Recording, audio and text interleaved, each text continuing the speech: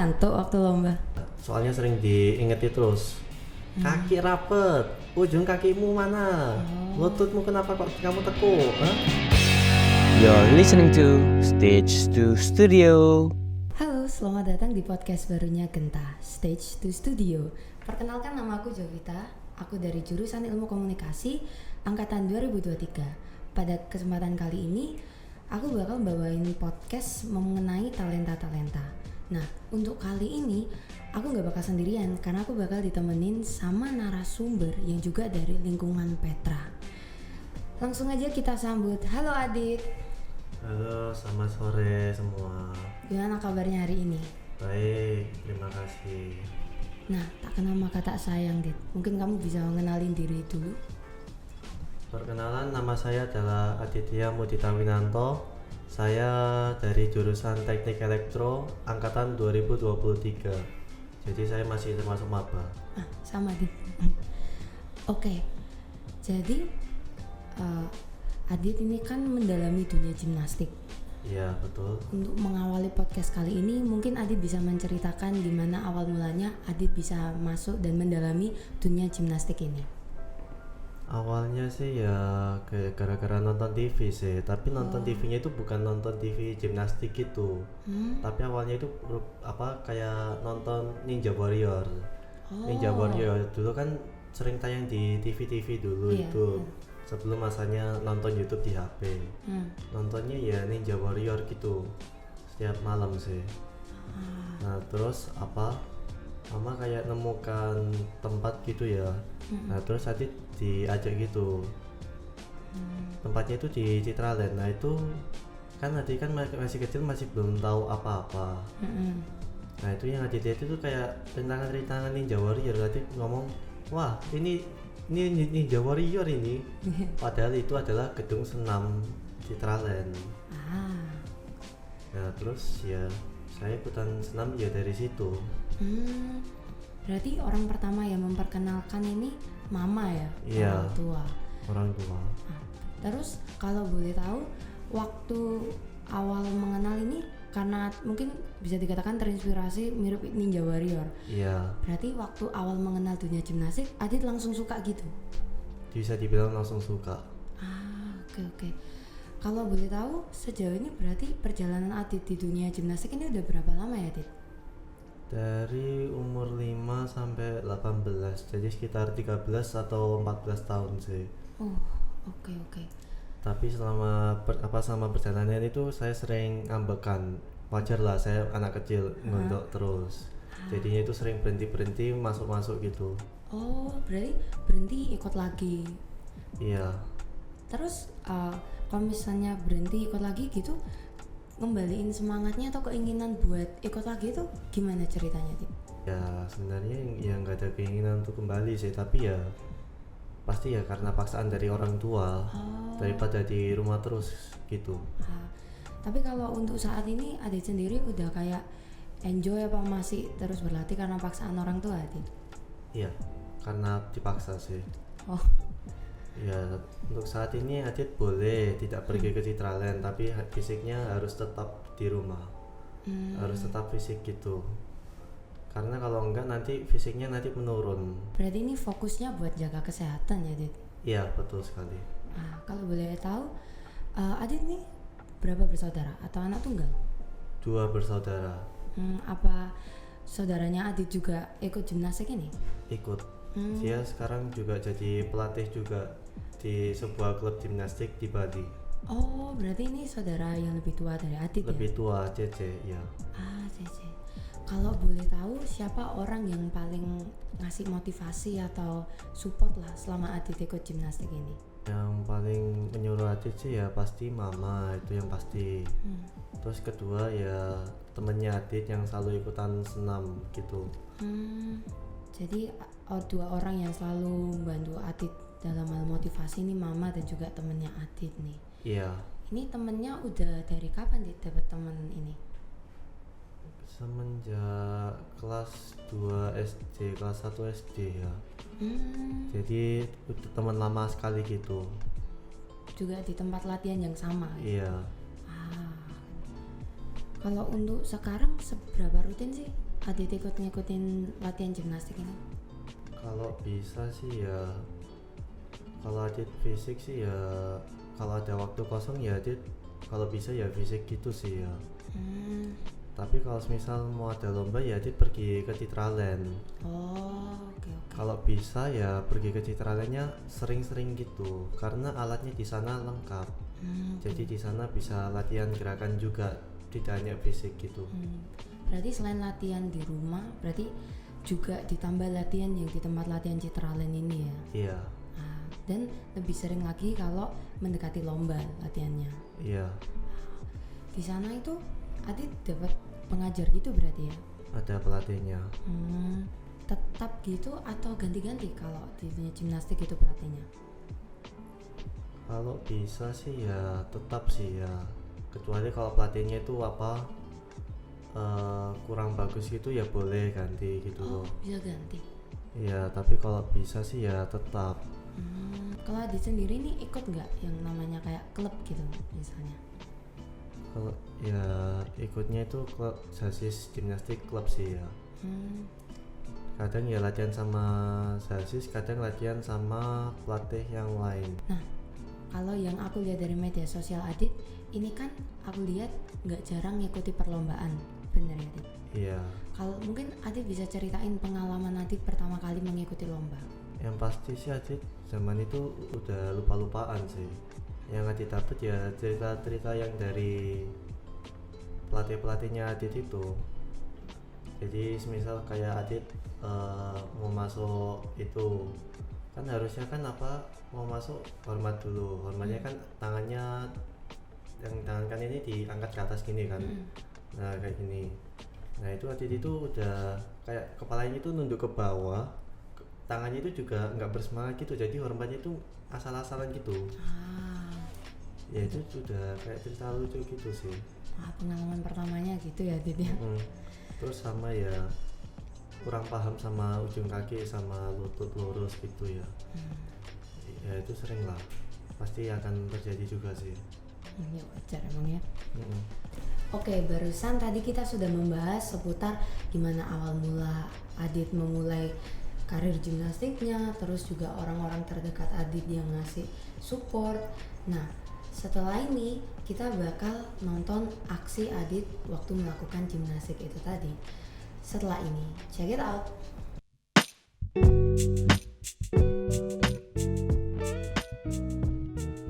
Hai Sobat Genta, pada kali ini Genta sudah rilis majalah ke-193 yang berjudul Rules of Chess, di mana Sobat Genta diajak untuk peduli terhadap kasus diskriminasi, terutama pada lingkup terdekat kita, yakni kampus. Majalah ini bisa langsung dibaca di website official Genta di genta.petra.ac.id. Dan jangan lupa juga untuk follow IG official Genta di genta_petra. Now back to the podcast. You're listening to Stage 2 Studio.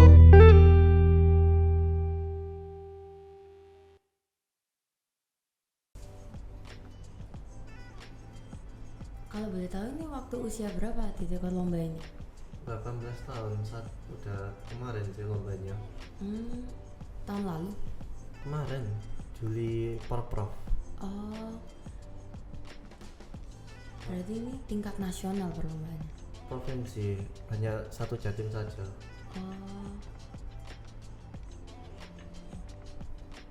Ini Adit ikut lomba ini kayak bareng dengan klub atau individu gitu? Sama satu tim sih. Jadi isinya yang di klub senam Sasis itu ada yang mewakili Bangkalan, ada yang mewakili Sidoarjo, ada yang mewakili Surabaya.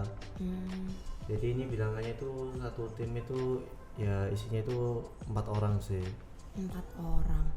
Kalau boleh tahu sebelum memulai perlombaan ini ada persiapan khusus gitu nggak?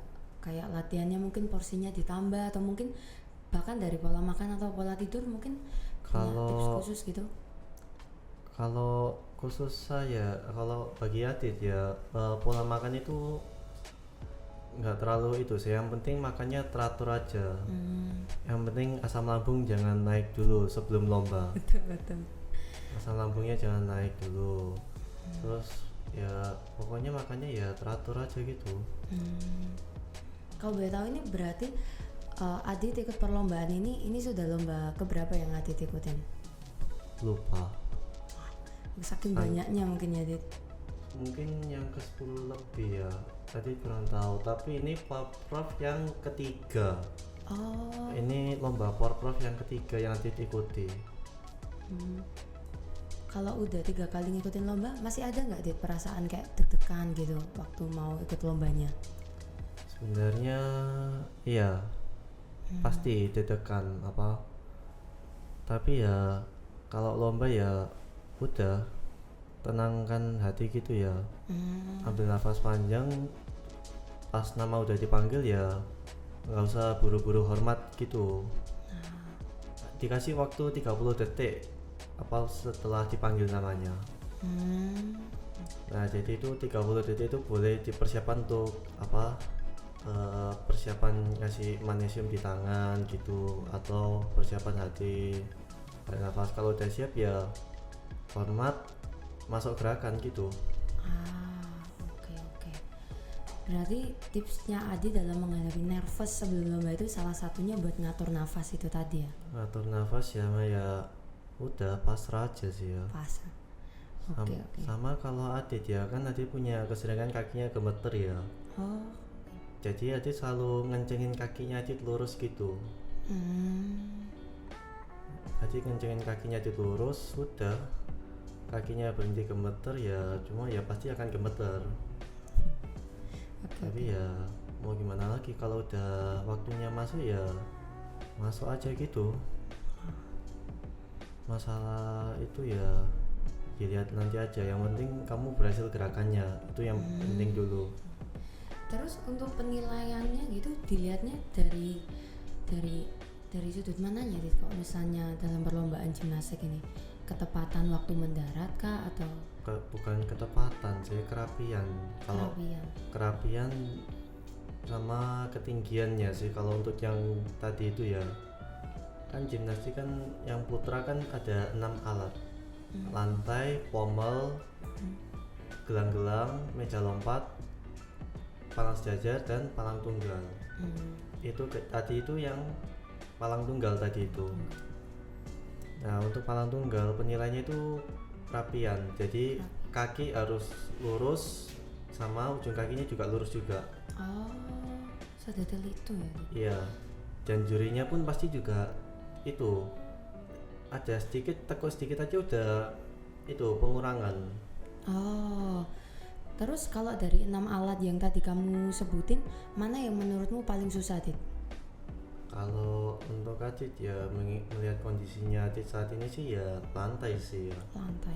Alat lantai itu yang kayak terbuka luas terus ngelakuin beberapa gerakan itu ya? Betul sekali. Itu kesulitannya, mungkin Adit bisa ceritain gimana kesulitannya kalau lantai itu tadi? Kadang gerakannya error gitu loh, jadi mau ngelakuin gerakan tapi nggak bisa. Sama ya Adit ya sudah cedera berapa kali gitu loh, jadi masuk lantai itu sering kali takut. Okay. Jadi gerakannya sering sering amburadul itu. Sama ini sih, kalau masuk lantai itu nggak boleh ngantuk, itu yang pasti. Oke. Ya saya sih korbannya sih. Pernah ngantuk waktu lomba? Enggak, pada saat latihan masuk lantai yang 12x12 itu tadi. Ya alhasil ya kakinya ya cedera. Perlu berapa lama gitu Dit kalau cedera kayak gitu? Kalau yang bukan otot gitu ya bentar doang sih, 1 bulan mungkin ya. Tapi kalau otot itu ya palingan 3 bulan mungkin ya, 3 bulan sampai 6 bulan gitu. Oke, kalau misalnya membahas mengenai perlombaan Dit, pasti kan ada kalanya momen nggak menang ya atau kalah. Nah, Adit sendiri dalam menghadapi sebuah kekalahan itu gimana Dit untuk mengembalikan semangatnya lagi? Sebenarnya ya Adit setelah kalah itu ya sebenarnya itu ya nggak mau latihan lagi gitu. Sebenarnya ya Tapi ya karena Adit ikut itu ya Sidoarjo ya, dan Sidoarjo atletnya ya kekurangan juga gitu. Jadi mau nggak mau ya dia tetap latihan. Ya Adit pada saat kalah ya udah paling ya lemas gitu sih. Kalau Adit marah nggak bisa, Adit marah itu kalau apa-apa sudah kalah itu. Jadi cuma pasrah aja gitu loh. Ya Adit cuma lihat ya baguslah kalian berhasil naik podium. Sportif lah ya. Nah, selama kamu ngikutin lomba dari awal dunia kamu di gimnastik ini sampai sekarang, ada nggak momen di perlombaan yang paling berkesan gitu buat kamu? Mungkin bisa kamu ceritain. Mungkin tuh ceritanya itu yang sebelumnya lomba sih. Itu zaman dulu kelas 3 SD. Zaman dulu kan ada lomba yang namanya POR SD. Jadi itu lomba cabang senam juga. Tapi alatnya itu hanya 3 saja. Lantai, pommel, dan meja lompat. Hanya itu saja alatnya. Jadi Adit keseringannya zaman dulu itu ya latihannya ya cuma di 3 alat itu saja. Nah di POR SD kan yang Surabaya ini zaman dulu lakinya itu banyak, jadi harus seleksi. Nah dari semua pesertanya itu hanya Adit saja yang kelas 3 SD. Lainnya kelas 5 SD. Keren. Terus karena kamu tahu kalau sekitarmu ini ternyata lebih tua ya nggak tua sih, maksudnya lebih satu tingkat lebih tinggi lah, lebih dari Adit gitu, ada nggak kayak rasa ketakutan atau terintimidasi gitu? Ya Adit sih cuma ngikuti aja sih ya. Ya sebenarnya kalau terintimidasi ya mungkin ya enggak ya, mungkin soalnya pada saat itu nggak pernah kenal rasa atau namanya intimidasi gitu ya. Pokoknya kenalnya itu kalau menang ya kalau berhasil lolos ya sudah, kalau nggak lolos ya sudah, coba tahun depan aja. Intinya pokoknya coba terus ya Dit ya. Nah, kan lihat kan itu di alat lantai yang pertama. Nah Adit lihat kakak-kakak seniornya Adit itu bagus-bagus semua pada saat melakukan gerakan.